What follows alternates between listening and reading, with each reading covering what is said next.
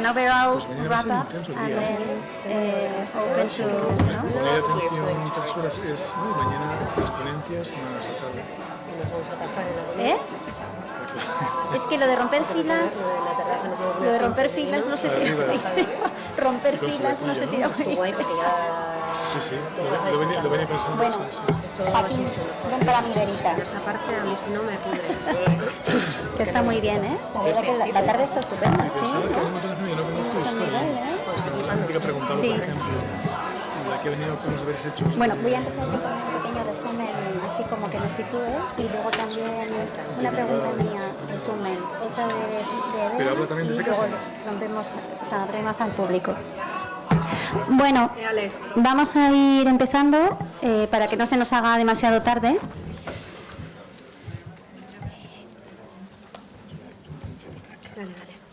Sí, bueno, la manera en la que vamos a organizar la conversación ahora, el turno de preguntas va a ser, bueno, vamos a hacer 2 preguntas, una cada una de nosotras, Beatriz y yo, y... So Beatriz and myself are going to make a question and then we'll give the floor to the audience.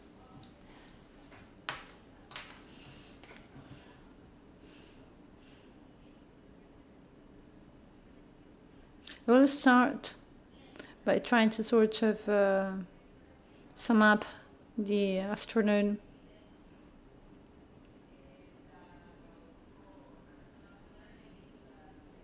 I'm talking about the organization. This was chronologically organized by date.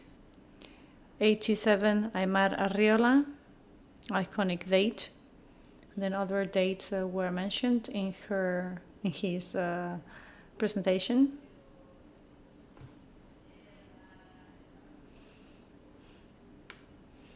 Then 89 with the 3rd Biennale of La Habana.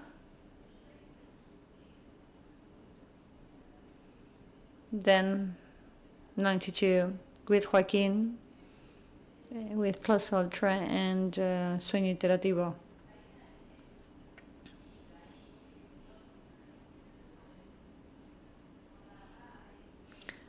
I wanted to say that in between Aymar Arriola and Rachel Weisz, there were some similarities. Do you follow me? Yes?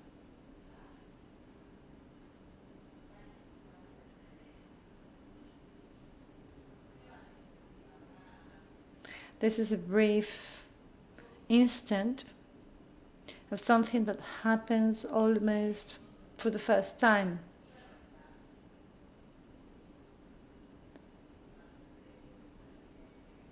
Especially, I really like the Carrying by Espaliu, when you said it was something really spontaneous, not programmed at all, that sort of happened spontaneously. And what started that activity was a sculpture workshop. So it happened during the AIDS crisis, also during this crisis of affection, and also thanks to the high level of solidarity among artists, all that led to this activity. And also as a topic matter, also when things were sort of crumbling down, as Rachel mentioned. In spite of that, the Biennale of Habana had an important sort of programmatic content. You said there was all this political and diplomatic network that was sort of supporting the institution of Habana itself from a political point of view, that made possible for the Biennale of Habana to take place, and somehow for the 3rd edition to open new paths or even be critical to that structure that had behind that political sort of infrastructure. So I like the fact that some actions are very spontaneous, not programmed. So that relationship in between arts and AIDS, because it happens spontaneously, without it being programmed, because life is that way, and it was happening that way in life itself. How the Biennale of Vanna had some of a conscious behind, but also sort of hosted new things. So in relation to these two things, I was wondering what path was at the time offering contemporary art, both to Cuba, within this peripheral context that you mentioned on the edges, but also as a territory, geopolitical territory, in a period of a Cold War. What did contemporary art sort of offered? Because immediately this Biennale becomes very popular, no? As you said, Rachel. And then, in relation to the title of your presentation, Aymar, the difficulty of looking from a distance and also looking backwards, but at the same time, Joaquin, with your presentation, you mentioned also how it is also very difficult to look from a short or distance from the present itself, because we do not see things that are currently happening from a political point of view, and that is the challenge of the contemporary moment. So my question is, what is the tool that contemporary art was offering at the time? Because contemporary art is the one that sort of happens with this difficulty to look ahead and to look from a shorter distance. Aymar, igual. Sí, no sé.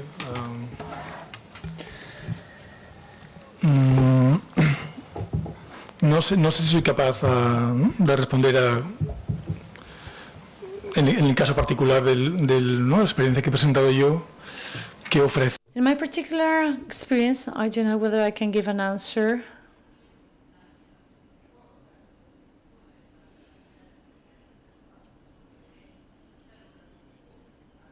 Within the context of my research, when revisiting this from a methodological point of view, I did not interview every participant. I rather spent time with some people like Gemma, Fontalba, Pepa, that is in Cordoba, or some other people. I rather spent quite a lot of time with few of them. And I wanted to know why they attended that workshop, and all of them insisted on the conditions of Artelecu, and also this feature of something that was temporal. Also art as something that sort of proposes, it might give birth to a new time when things can happen, a kind of a way in which you restructure time. Well, that's sort of what I can say for a first answer.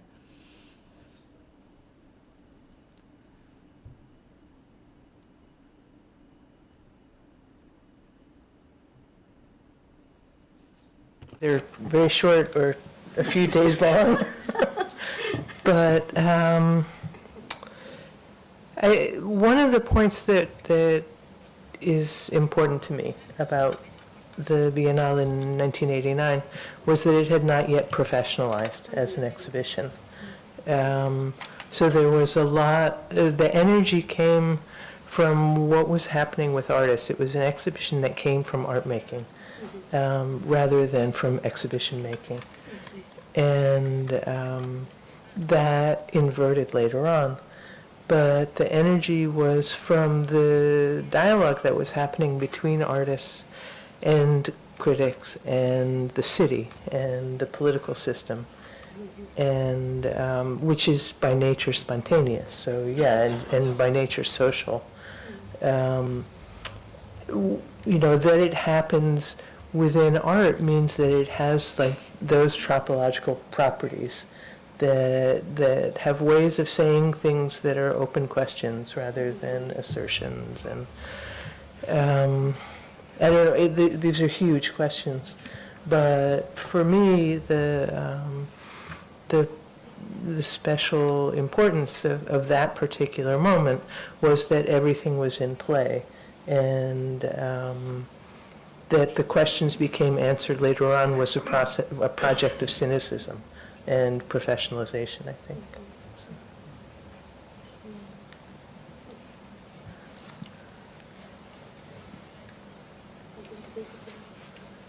Si no, yo un poco lo que...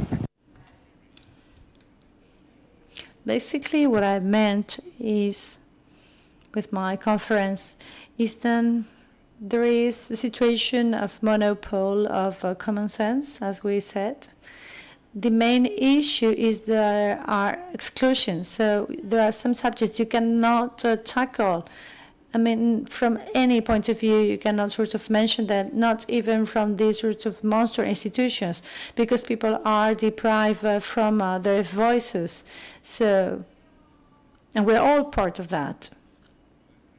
It is very difficult to create spaces for some debates to happen in a particular time, like during the transition in Spain. It is said that we are trying to be self-critique with ourselves. I don't know what would happen if that would happen again. Maybe the situation would be exactly the same. Because reality is that there were people there opposing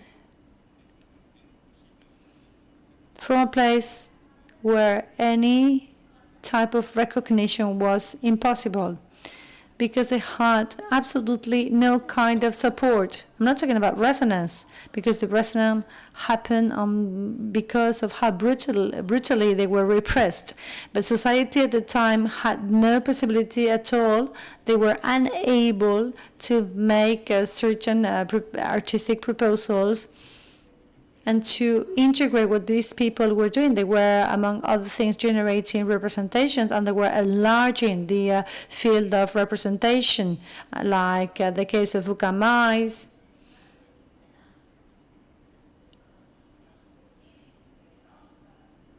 As we did in these agreements, when we see that it's not only the art institution that sort of enunciate the art, now there are other representation and other spaces for art to happen. So this is possible in a precise moment. But then there are some moments, like during the Spanish transition, especially in '92, when that was excluded.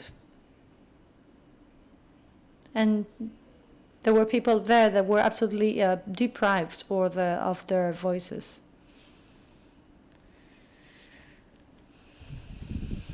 According to what Lady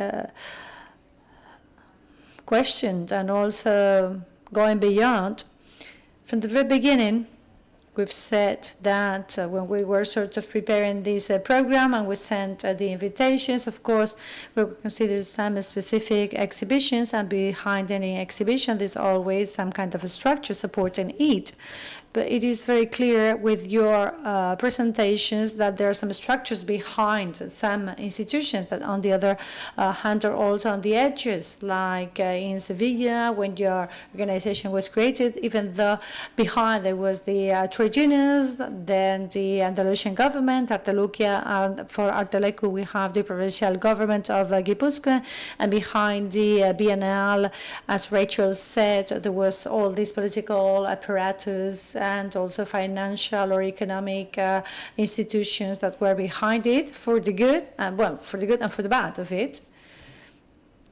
So constantly we're talking about exhibitions and their links, and it is, I think, inevitable, or at least that's what I thought, when we consider a term that is the political or the depoliticization of something, because Aymar is talking about sort of acting in a spontaneous way, because you later you said, well, this is something very spontaneous. Initially it was not politicized, but well, there was a certain sensitivity that gave way to that, and Artelecu was supporting that.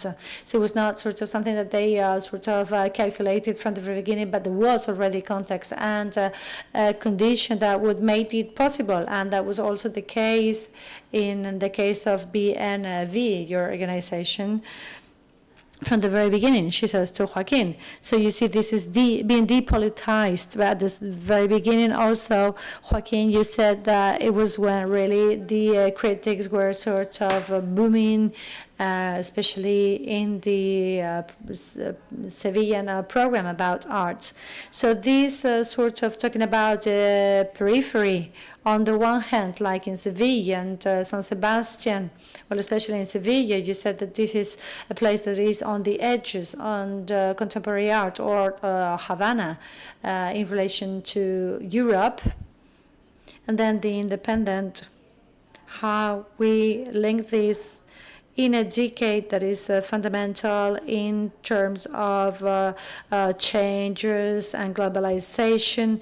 And so we were trying to look 30 years back, which is a long time, and there we see some notions that sometimes from some contexts are tackled rather in a frontal way, but in others we sort of take for granted things like politicization or depoliticization, that is the important decade for the art, or also the notion of independent institutions.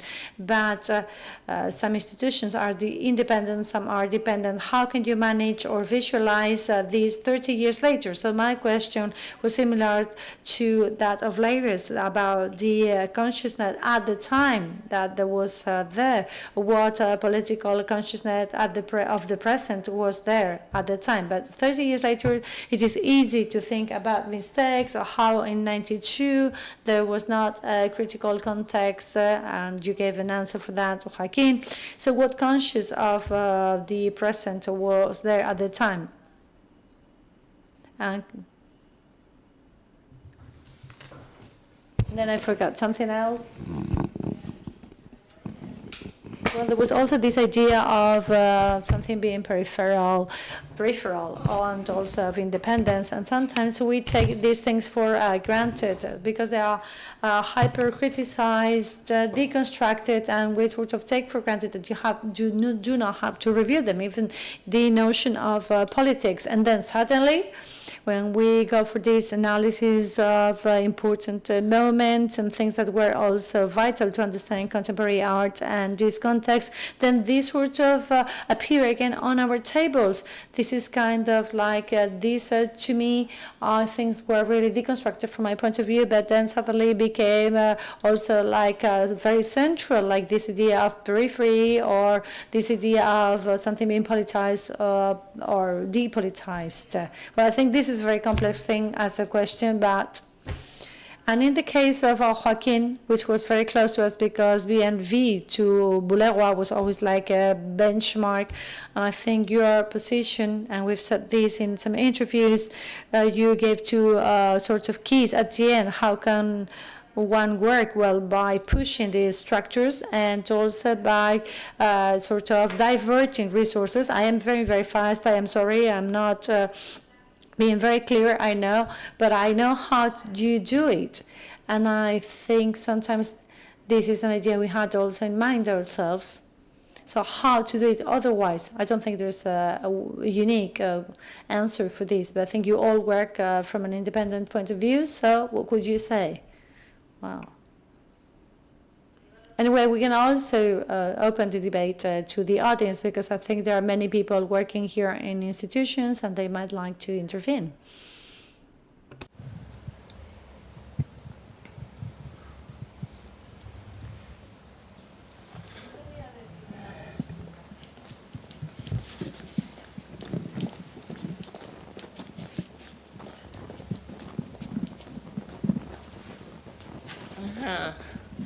Bueno, me llamo Anabel Pérez de Aguado y estoy encantada. My name is Anabel Pérez Aguado. I am delighted to be here with you all. I would like to make a comment.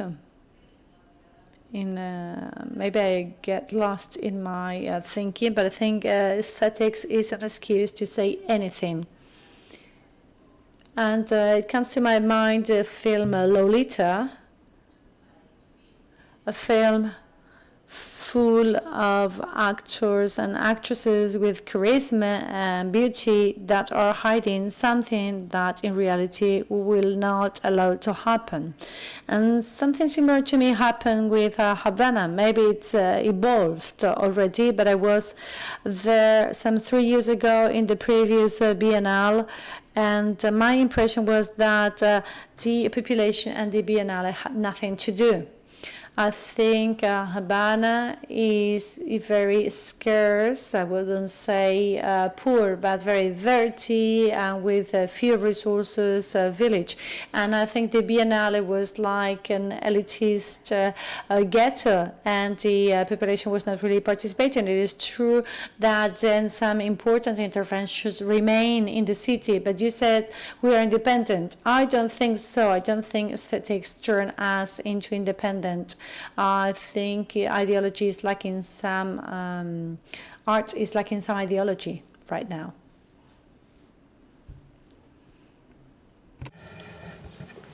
You're talking about two completely different historical moments. The Havana of 1989 and the Havana of 2016, I think was the last Biennale, were radically different in almost every way. I mean, one of the things that happened in Cuba with the collapse of the economy, with the collapse of the political project, with the collapse of morale, was that there had to be developed income streams. So it all became about where the new resources would come from. And culture was one of the main ones. That it was tourism and culture, and to some extent biopharmaceuticals. But so Cuba had its own version of the Bilbao effect. It didn't get a museum, but it got culture as commodity, as both magnet and as export. And that was already happening previously, but it became like central and formalized policy after the early 1990s. So what you're saying about the most recent Biennale is commentary about a project that's completely disarticulated from the time that I was describing.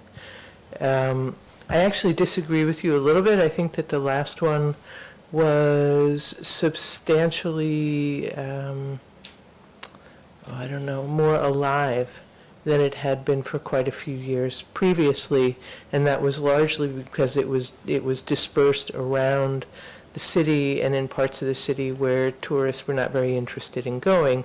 So residually, there were resources that were left behind from art. But this is very different than participation. I think you're right about that.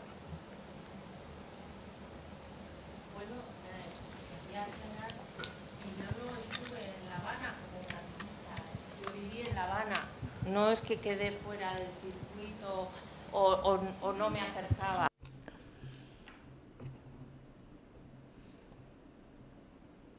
Hopefully she would use the microphone.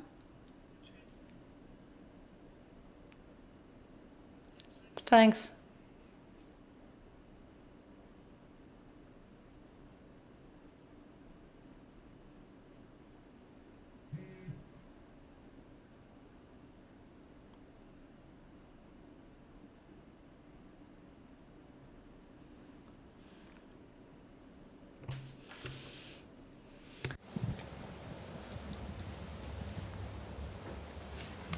Vamos, ¿no?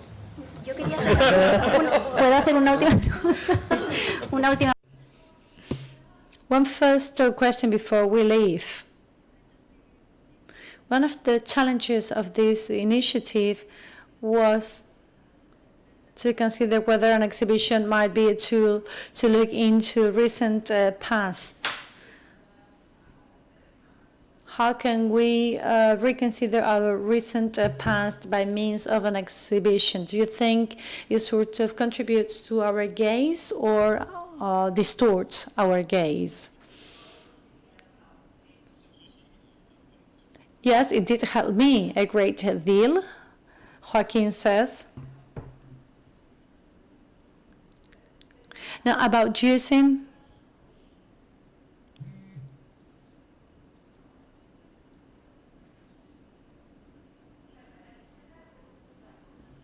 Yeah, whether an exhibition helps you to rethink or to re-see the past.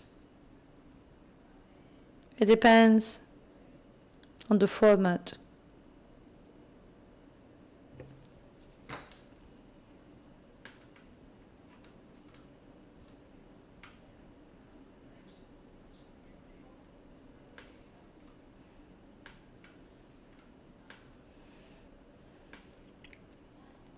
This is about opening up this idea, making a wider idea of how to expose, and I think in this particular case that is so.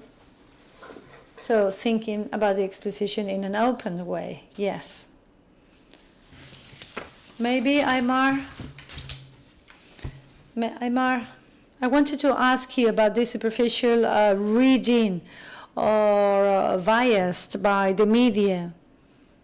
So maybe not by only organizing an exhibition, but by reviewing the exhibition that is also approaching all their exhibitions by means of a superficial rereading. Is this something that you did yourself? I wanted to ask you about how you thought that you were approaching exhibitions because you didn't have a direct experience of what you were going to talk about. So maybe you used another way to approach it. Yeah, what I did today was rather a proposal of methodology to read this. But I am in a moment in life when maybe some years ago I would be surprised to say the following. Surprise myself, he says. I believe firmly in the format of an exhibition to present something. I did not present an exhibition as such, but a workshop, and from that workshop, 3 collective performances derived. So there was this suggestion to present this case within a context in which you were talking about exhibitions. And when studying that experience, I produced that small exhibition at Gambara, and while organizing all this, I understood things that I didn't see in the past. So I think that within this exercise of setting in a space, some artifacts or objects that helps you see things differently. And in the case of the exhibition in Gambara, there the aim was not to reconstruct the experience of the workshop, but to sort of relocate the carrying within the context of a workshop. And there was an effort to sort of compensate for the documents that happened in that workshop, and the carrying was something else. So it was not only about the carrying itself. It could be now reread within a more complex framework. And I could not sort of express this in any other way. I mean, just by writing about it, I couldn't. But in this other way, I could sort of start rereading it. Something else?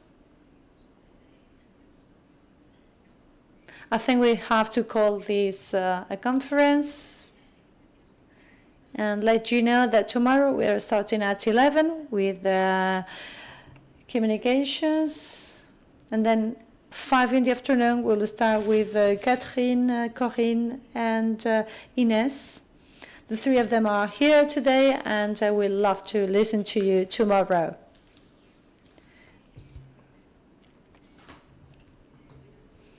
And now, good news. You're all invited to a glass of wine, so if you would like to stay with us, that will be the fun part of it.